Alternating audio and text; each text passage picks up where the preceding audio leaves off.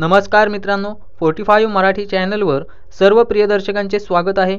लग्नानंतर होईलच प्रेम या मराठी मालिकेच्या आजच्या भागात युग खूप तणावाखाली दाखवलेला आहे। तो हातामध्ये चाकू घेऊन स्वतःला इजा करण्याचा प्रयत्न करतो। त्याला वाटतं की घरात कोणी त्याची बाजू घेत नाही, त्याचं दुःख समजत नाही आणि आरशामध्ये आपला चेहरा पाहून तो आणखीन चिडतो। पुढे जाण्यापूर्वी चॅनलला सबस्क्राइब केलं नसेल तर लगेच करा, बेल बटन टच करा, ज्याच्यामुळे तुम्हाला इथे येणारी मालिकेची नवीन रिव्ह्यूवाली व्हिडिओ अपलोड होताच लगेच मिळेल। चला तर मग व्हिडिओला शेवटपर्यंत बघूया, काय होतं हे जाणून घेऊया। तर बघा मित्रांनो, इतक्यात रम्या तिथे येते। ती त्याला म्हणते, युगला मी तुझं दुःख समजू शकते, तुझ्या मनातलं जाणून घेऊ शकते। युग रडत बसलेला असतो आणि रम्या वरवर त्याला आधार देते, पण तिचा हेतू खरा नसतो, तर स्वतःच्या फायद्यासाठी ती त्याच्या भावना जाणून घ्यायचा प्रयत्न करते। युग चिडून म्हणतो, मला लेक्चर देऊ नकोस, निघून जा। तरीही रम्या त्याला समजावण्याचा बहाणा करत राहते आणि स्वतःच्या पार्थबद्दलच्या भूतकाळाच्या आठवणींचा दाखला देत त्याला खचवत राहते। शेवटी ती स्वतःला तुझी मोठी बहीण असं म्हणत त्याच्यावर हात ठेवते। युग भावनिक होऊन रम्याला मिठी मारतो, पण रम्या मनातल्या मनात आनंदी होते। म्हणू लागते, मासा गळाला लागलाय, आता मी युगला बरोबर माझ्या टीममध्ये खेचून घेईन। तेव्हाच तिथे नंदिनी येते आणि परिस्थिती पाहते। ती थेट युगला विचारते की खरं काय झालं। रम्या खोटं सांगते की फक्त घरच्या कामांबद्दल तो व्यथित आहे, म्हणजे चिंता करतोय आणि माझ्याबद्दल त्याला वाईट वाटतंय। नंदिनीला संशय येतो आणि ती रम्याला सुनावते, या घरासाठी खरंच काही चांगलं केलं आहेस का आणि आता मोठ्या नात्यांच्या गप्पा मारतेस। नंदिनी युगला देखील आठवण करून देते की पार्थ, काव्या, जीवा आणि माझ्यासोबत रम्या आणि या वसू आत्या कशा वागल्या आहेत ते विसरलास का तू, की प्रत्येक वेळी तुला आठवण करून द्यायला हवी। नंदिनी युगला घेऊन निघून जाते, त्याच्यामुळे युगचं गुपित रम्याला सांगणं अपुरंच राहतं। रम्याचा डाव फसतो आणि ती संतापते, स्वतःशी म्हणते, मस्त संधी मिळाली होती, पण ही नंदिनी मध्येच आली। दुसऱ्या बाजूला पार्थ आणि जीवा यांच्यातला अबोला मिटतो। जीवा उकडलेली अंडी घेऊन येतो आणि दोघे मस्त थट्टा मस्करी करत हसतात। जीवा आता स्वतःचं मोठं स्वप्न पूर्ण करण्यासाठी कामाला लागतो, पण तो अजून घरच्यांना जास्त काही सांगत नाही। नंदिनी मात्र त्याची आईसारखी काळजी घेते, त्याच्यासाठी डब्बा, पाण्याची बॉटल, ड्रायफ्रूट त्याला देत आशीर्वाद देते। जीवा तिच्या पायाला नमस्कार करून घरातून निघून जातो आणि नंदिनी देवाला प्रार्थना करते की देवा, जीवाला या जगातलं सगळं सुख मिळू दे, अगदी माझ्या वाटेचं सुद्धा। तर दर्शक मित्रांनो, दुसरीकडे मानिनी अजूनही काव्यावर विश्वास ठेवायला तयार नसते। ती खोदून खोदून प्रश्न विचारते की खरंच काव्याचं पार्थवर प्रेम आहे का, हे जाणून घेण्याचा प्रयत्न करते। काव्या टाळाटाळ करत उत्तर देते, माझे फक्त दोनच मित्र होते, आलिशा आणि जी, म्हणजे तिला जीवा म्हणायचं असतं।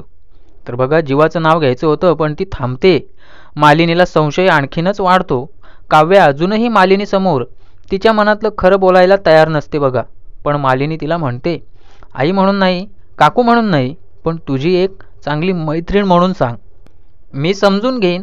क्षणभर काव्याच्या मनात विचार येतो, मी खरंच जीवाबद्दल सगळं सांगावं का, आणि सांगितलं तरी काय फरक पडणार आहे।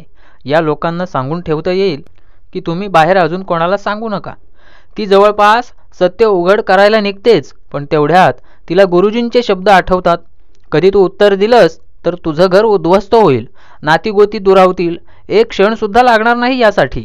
म्हणून काव्या लगेच विषय बदलते, गप्प होते।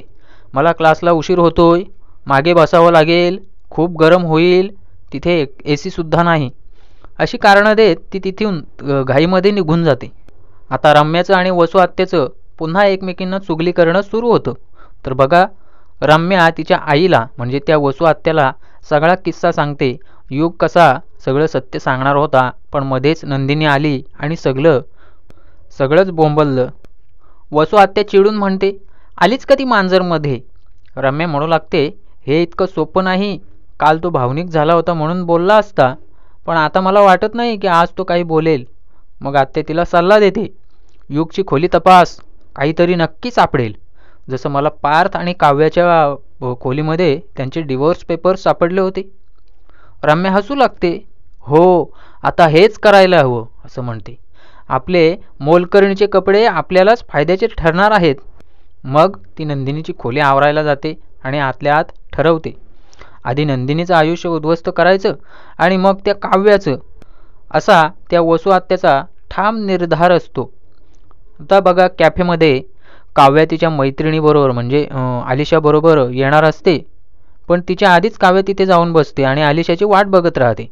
आता आली नाही तर मी निघून जाईन अशा प्रकारे तिची चिडचिड होते. तेवढ्यात तिच्या टेबलावरचं नाव दिसतं, तेच टेबल जिथे ती आणि जीवा एकत्र बसायचे. तिला प्रचंड आठवणी येतात. काव्या नाव झाकायला पुस्तक ठेवायला जाते जोराचा, आपटते त्या टेबलावर, पण त्यातून गुलाब खाली पडतो आणि अगदी त्याच क्षणी जीवा तिथे येतो. तो गुलाब उचलतो, खाली पडू देत नाही आणि काव्याला देतो. दोघांच्या डोळ्यात पुन्हा जुन्या आठवणी तरळतात. पण इतक्यात नवा ट्विस्ट. मालिनीची मैत्रीण सुनीता कॅफेमध्ये पोहोचते.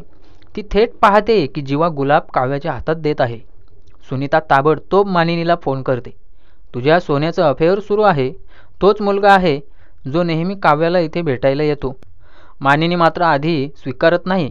मी खूप प्रयत्न केले पण माझा अंदाज चुकीचा ठरला. काव्याचं काही अफेअर वगैरे नाही असा तिचा समज आणि निश्चय असतो.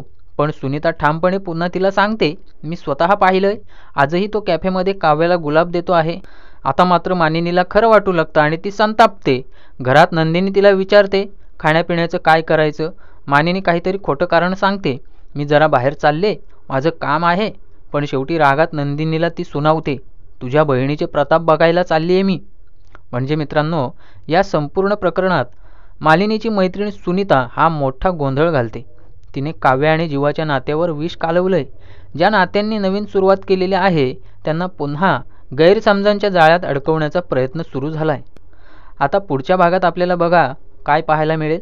खरंच मालिनी कॅफेमध्ये पोहोचते का? तिथे जीवा आणि काव्या समोरासमोर असतात का? सुनीता अजून काही कारस्थान रचते का? हे जाणून घेण्यासाठी तयार राहा. म्हणूनच म्हणतो चॅनल सबस्क्राईब करा आणि आपल्या मित्रमैत्रिणींसोबत शेअर करा. आवडल्यास लाईक करा. पुन्हा भेटू अशाच एका नवीन विश्लेषणासकट. तोपर्यंत धन्यवाद.